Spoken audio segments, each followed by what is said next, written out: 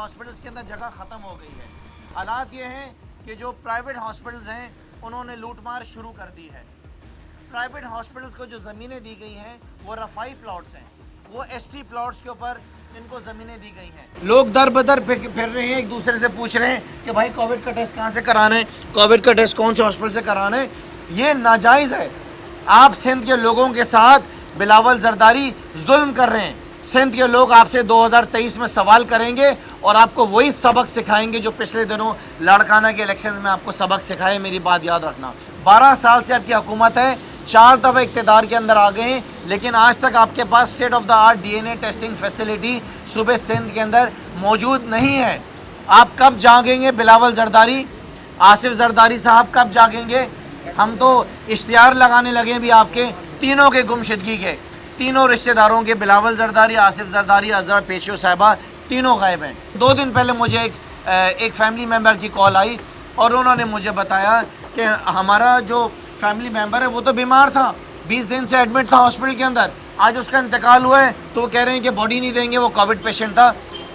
ये एक्सेप्टेबल नहीं है किसी भी हाल के अंदर। हमें बहुत सारी नर्सेज हैं जो पिछले 15-20 दिन से एहतजाज कर रही हैं, एहतजाज कर रहे हैं पैरामेडिकल स्टाफ, और ये कह रहे हैं कि अगर खुदा ना खास्ता इस हॉस्पिटल्स के अंदर काम करने के दौरान अगर उनका इंतकाल हो जाता है वो तो उनको वो पैकेज दिया जाए जो बाकियों को भी दिया जा रहा है, उनकी फैमिली को सपोर्ट किया जाए, क्योंकि they are our front line soldiers. क्यों नहीं उनको वो सपोर्ट किया जा रहा है, वो लाजिम जो है उसको दिया जाए। ये जो रफ़ाई प्लॉट्स हैं, इन रफ़ाई प्लॉट्स के ऊपर जो गरीब आवाम हैं उनको क्या फैसिलिटी दी जा रही है, उनको किस तरीके से एक रिलीफ दिया जा रहा है? क्या इन रफ़ाई प्लॉट्स के ऊपर जो कि प्राइवेट हॉस्पिटल्स बने हुए हैं उनके ऊपर उन गरीबों से भी वही 15 लाख रुपए एडवांस लिया जाएगा?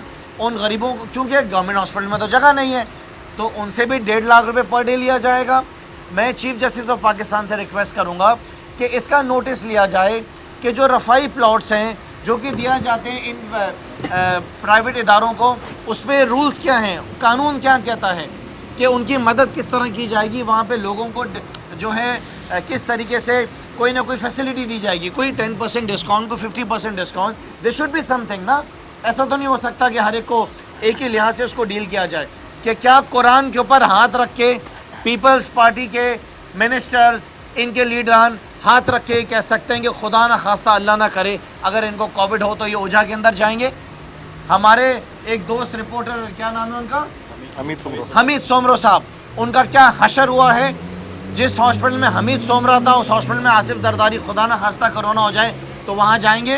बिलावल जरदारी वहाँ पे जाएंगे? अजहर पेशो साहबा क्या वहाँ पे जाके एडमिट होंगी?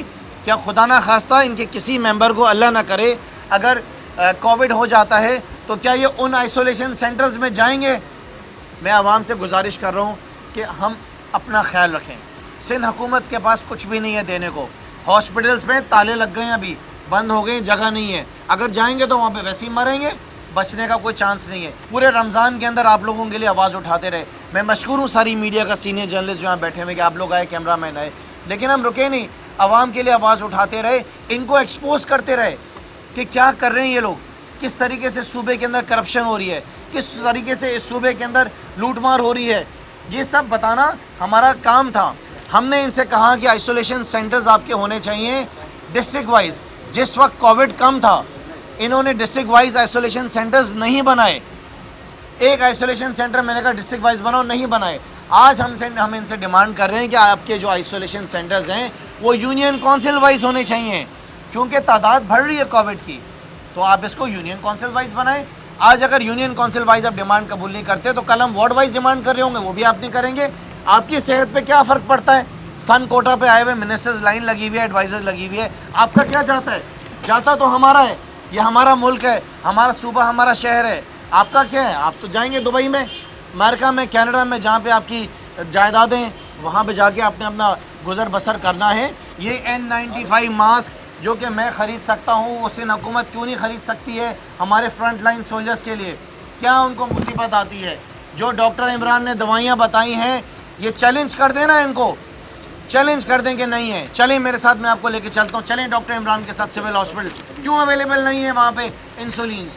क्यों आपके पास फ्रंट लाइन डॉक्टर्स के लिए PPE किट्स अवेलेबल नहीं है? मैं आपको बताना चाहूँगा कि हमारे जो एनडीएमए है, एनडीएमए के थ्रू 80 हॉस्पिटल्स को पीपीई किट्स फराहम कर दी गई हैं, जिसमें मास्क भी हैं, पीपीई किट्स भी हैं, सैनिटाइजर्स भी हैं। लेकिन सिंध हुकूमत का पैसा जा रहा कहाँ?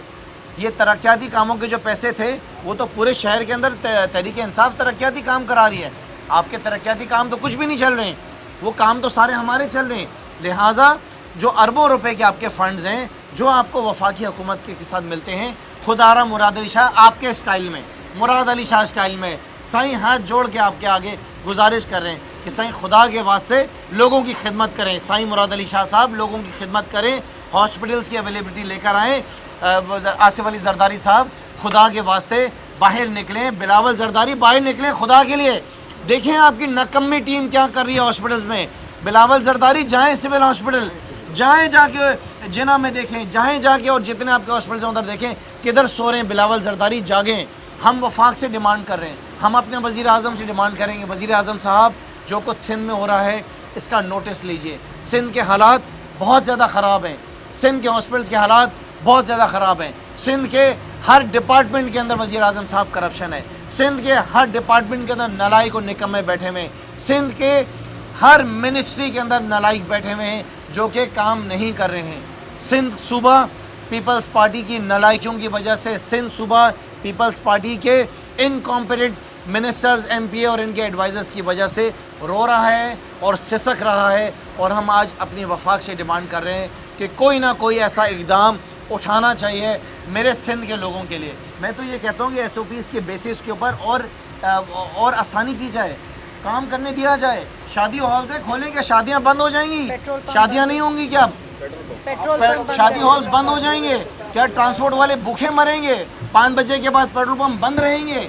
देखिए जीना तो है ना, मरना तो नहीं। कोरोना से लड़ना है, डरना नहीं। बहुत बड़ा फ़र्क है। देखें पीपल्स पार्टी की सोच में और हमारी सोच में बहुत बड़ा फ़र्क है। हम कहते हैं कोरोना से लड़ना है और पीपल्स पार्टी कहती है कोरोना से डरना है। ये मुराद अली शाह तो पहले दिन से फेल था। मेरा सवाल है कि मुराद अली शाह ने एज अ फाइनेंस मिनिस्टर क्या डिलीवर किया? हम पूरी रिपोर्ट लेकर आ रहे हैं मुराद अली शाह साहब। ओमनी ग्रुप का जो पार्ट 2 है, पाक ओएसिस, 2 दिन बाद उसके ऊपर पूरा आपको डेटा देंगे कि पाक ओएसिस के सूबे के अंदर जो अरबों रुपए के आरओ प्लांट्स हैं उसके क्या कारनामे हैं। 2 दिन के बाद मैं आपको बताऊंगा कि उसके क्या हालात हैं। तहरीक इंसाफ वाहिद सियासी जमात जो कि इस लॉकडाउन के पहले दिन से लेकर आज तक अपने सूबे सिंध के साथ खड़ी है, सूबे सिंध के शहर कराची शहर के साथ खड़ी है, इसके लिए आवाज़ उठा रही है। मुझे अफसोस के साथ कहना पड़ रहा है कि उसमें हमारे बाकी इत्तेहादी भी हमें नज़र नहीं आए, बाकी सियासी जमातें भी नज़र नहीं आई, खामोश चुप थी। पता नहीं क्यों इन्होंने सिंध हुकूमत का साथ दिया, इसका मुझे इल्म नहीं है। अगर इस सूबे के अंदर वायरस बढ़ा है तो उसका ज़िम्मेदार मुराद अली शाह है। क्यों? इस वजह से कि 5 बजे से बंद कर देता था मार्केटें, हजूम निकलता था, बाहर जाता था। जाहिर है कि जब वक्त कम होता था लोग भागते थे, तैयारी करते थे, ईद की तैयारी है, रोज़ों की तैयारी है, लोगों ने ज़रूरी चीज़ें लेनी है। अगर यही स्टोर्स आपके रात 12 बजे तक खुले होते हैं रमज़ान के दौरान तो इस तरीके से कोविड नहीं फैलना था। आज जो कोविड फैल रहा है, आज जो वायरस फैला है, उसकी ज़िम्मेदार सिर्फ़ और सिर्फ सिंध हुकूमत है अपने गलत फ़ैसलों की वजह से।